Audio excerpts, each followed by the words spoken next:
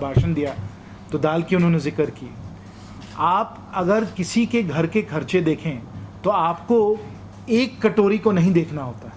एक कटोरी को मत देखिए, आप थाली को देखिए। थाली में बहुत सारे वस्तुएं होती हैं, चावल होती है, दही होती है, सब्जी होती है, अंडा होता है, ये सब चीज़ें होती हैं। तो अगर आप थाली के भाव को देखें तो आपको नज़र आएगा कि थाली के भाव में ये सब जो चीज़ें हैं इनका भाव नहीं बढ़ रहा है। सही है, और माननीय प्रधानमंत्री जी ने भी इसे स्वीकार किया कि दाल जो एक कटोरी में है उस दाल का भाव बढ़ा हुआ है। और दाल का भाव किस लिए बढ़ा वो भी हम जानते हैं, वो इस कारण बढ़ा क्योंकि 2 साल अकाल हुई, और जब ये अकाल हुई तो इस कारण दाल के जो भाव थे, क्योंकि हमारा देश जो है वो पूरे विश्व में नंबर 1 कंज्यूमर है पल्सेस का, दाल का, इस कारण दाल के भाव बढ़ चुके हैं। परंतु अगर पूरे थाली को देखें और घर के खर्चे देखें, चाहे रसोई गैस हो या पेट्रोल हो या इंश्योरेंस के दाम हो, ये सब चीज़ों को अगर आप देखें तो आपको नज़र आएगा जो पहले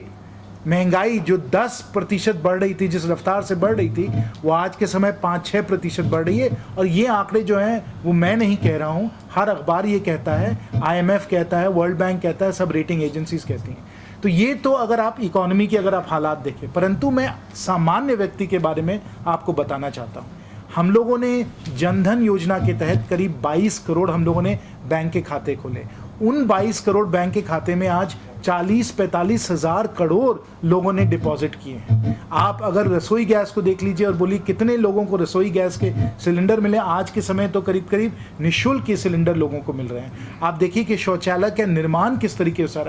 हो रहा है, आपको नज़र आएगा कि धरातल पे ये सब चीज़ें जो हैं एकदम स्पष्ट नज़र आ रही हैं। मैं झारखंड से आता हूँ, हमारा एक गरीब राज्य है, पर वहाँ अगर आप बिजली, सड़क, पानी, शौचालय, शिक्षा, स्वास्थ्य, ये सब चीज़ों को देखिए, आपको नज़र आएगा कि जो पहले 2-3 साल